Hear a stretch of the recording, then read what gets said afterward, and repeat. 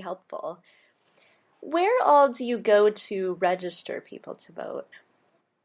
Wherever young people are. So we think strategically about high schools, college campuses, making sure that we're really engaged with the Chicago City colleges. That's one of our huge target populations. And then figuring out what concerts are big in the summer. So partnering with the folks at Lollapalooza or the Taste of Chicago. One summer we set up a table at every single festival on the weekend. So we try and make sure that we're not necessarily having young people come to us, we're meeting them where they're at. We also partner with like the Chicago Public Schools to go into there and do voter registration prior to the parades of the polls. There is an element of that because same-day voter registration is a thing. We also just make sure that kids are getting to the polls where they can register.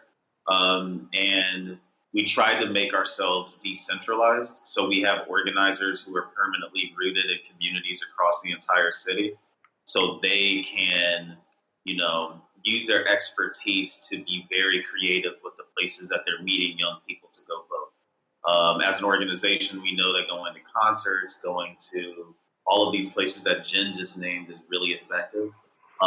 But there are individual cases where, if the kid's in Inglewood doing voter registration, he knows that all the high school students come to this corner store at a certain time, and that's just a hot spot. You know what I mean? If there's a barbershop in a specific community that the entire basketball team from a specific college or high school goes to on a certain day, you just work with the owner of that barbershop to do voter registration there. So we try to make it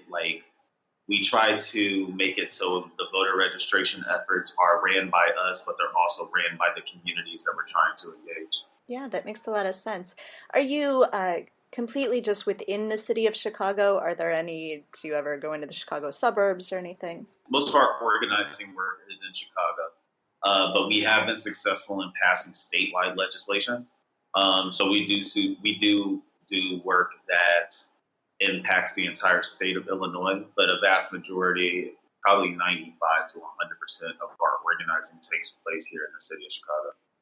Yeah, the only thing we're really doing right now is part of one of the bills that we helped get passed required public funded universities to have polling locations on campus. So reaching out through social media and emailing student government students to make sure that there are polling locations on those campuses. And so far, we've gotten mixed results. Some colleges like DePaul are like, yes, we do. We're excited about it. So we're celebrating the universities who are actually having polling locations on their campus because obviously it's very important.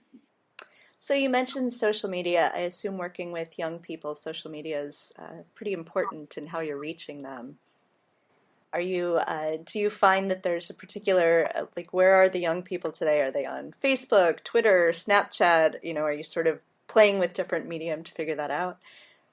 I think that they're pretty much across all three platforms evenly. People are saying Facebook is kind of dying out, but we still have a ton of traction on it. We post a lot of our events on Facebook, and it's an easy way to invite people on it. So I think it's still really effective. Twitter, that's a great way to engage with our followers because we can immediately reply to them and engage them in conversation. Specifically, as I just mentioned, DePaul tweeted at us saying that they do have polling locations on their campus. So it's a good way to publicly have conversations with people. And then as far as Instagram goes, we know that Instagram Live is a whole new thing. We've been using that a lot lately. And so that's really cool that people can kind of see what's going on inside of our office. So it's not just always, what we're doing in the traditional media, but also just what is it like to be an organizer in Chicago. And because the way we define young people is it's pretty broad. There's a close to a 20-year age gap between the youngest person we prioritize to the oldest person we prioritize. And so, a 33-year-old is going to be reached in a different way than an 18-year-old is going to be reached. And so the demographics of the people that we engage on our social media platforms vary depending on a number of certain things like race, age, community. So we just try to be everywhere. Sure. So as a 501c3 and C4, does most of your funding then come from private donations? We're primarily foundation supported. Okay. We are prioritizing.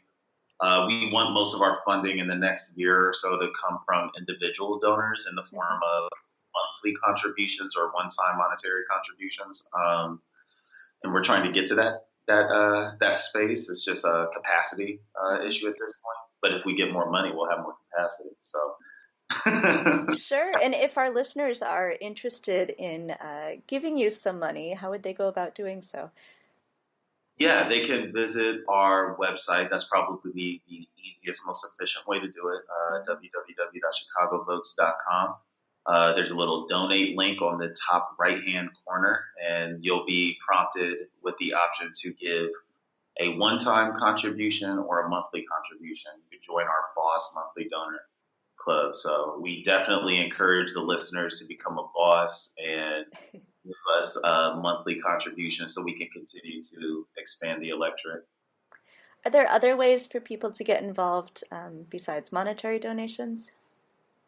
For sure. We always have volunteer opportunities. One thing that we're going to be building up these community organizing arms over the course of the next year and a half, and it's going to be predominantly volunteer ran. So we definitely are always looking for more people to volunteer time to come in and help us do voter registration, hosting a happy hour. One thing I did not mention that I think is really important that I do mention, we also are currently the sponsor for all election activities that go on in the Cook County Jail. So that includes voter registration drives in the Cook County Jail, civic education courses, and volunteering to help run the election process in the Cook County Jail during the primary election and the general election. So we're always looking for folks to help there, which is where a lot of people do come and volunteer. I think we're kind of at capacity with volunteers there, but if people want to get involved in any way, those are the options. Fantastic. So has anything about doing this work, Stevie, I know you said you've been doing this for about 5 months in this position. Has anything surprised you or sort of stood out as a particularly important moment? For me, I think just a big surprise that I wasn't expecting with organizing in general is if you're not involved in this work, elected officials seem very out of reach. They're always on TV, so they're like kind of famous, but not really. And, it's kind of a very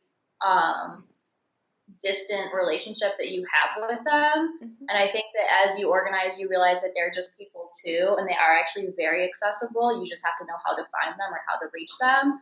And also a big part of organizing is making sure that you're holding elected officials accountable. So you can't be very starstruck when you see certain people. Your job is to hold these people accountable and make sure that they're serving the communities that they say they're serving. Yeah. I think the thing that surprised me, and it's not so much about the work, just about the disconnect between modern American electorate, so like the people who are traditional voters who have constantly been voting are engaged in the issue, are voting in primary elections, voting in general elections. So there's this disconnect between young people and those people. I think those people feel that young people don't vote just solely because of apathy, which that is something, but that's not the sole reason. So I would say the thing that surprised me the most is the fact that these young people specifically in Chicago get it. Like they know that they know what politicians are supposed to do. They know what they want their community to be. They know that they believe in gender equity and racial equity and like police accountability and higher wages and all of these different things.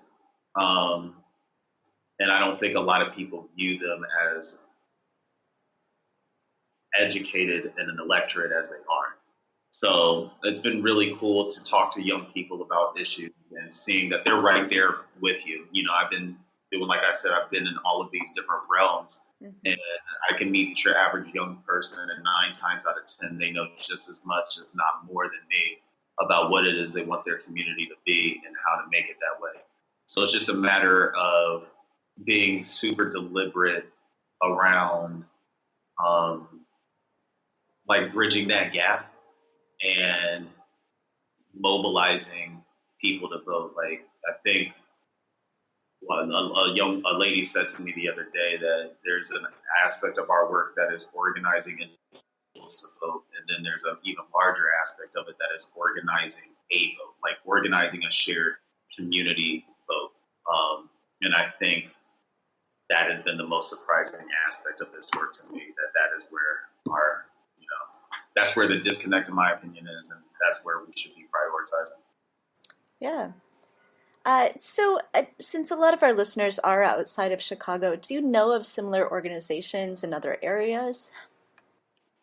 Yeah, so we're a part of a national network called the Alliance for Youth Action. Okay. And that network is essentially the facilitator of collaborations between ourselves and roughly 10 other youth-ran organizations across the entire country. So we have a sister affiliate in 8 different places that include Colorado, Washington State, Oregon, San Antonio, Texas, Ohio, Miami.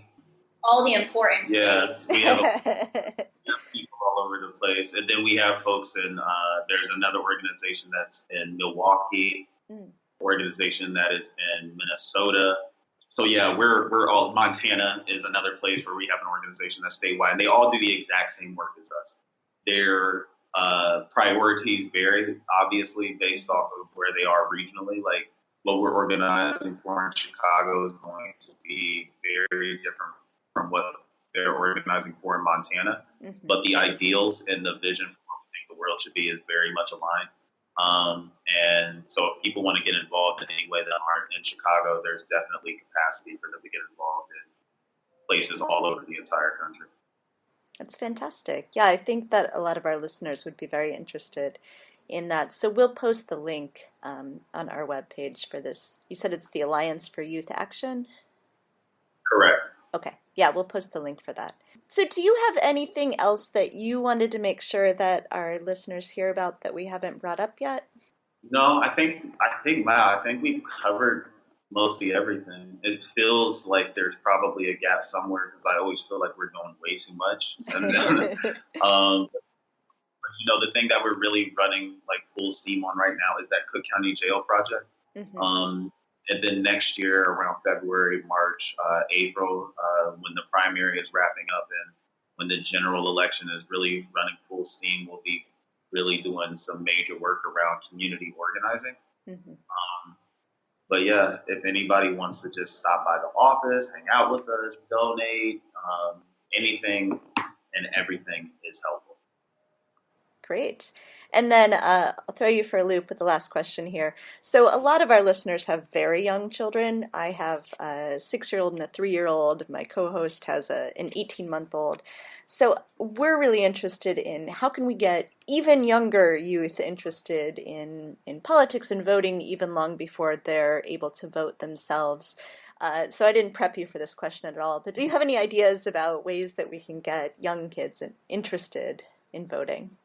Yeah, I think just being really real with them at a young age of issues that affect young people, and especially like toddlers, right? So if your child is nervous about going off to preschool or kindergarten, talking about school issues and why is it that their kindergarten class has 40 other students in it right now if they're in CPS. I think just, talking to them real about politics is important. And then there's also a bunch of really good books out there that do cater towards younger people.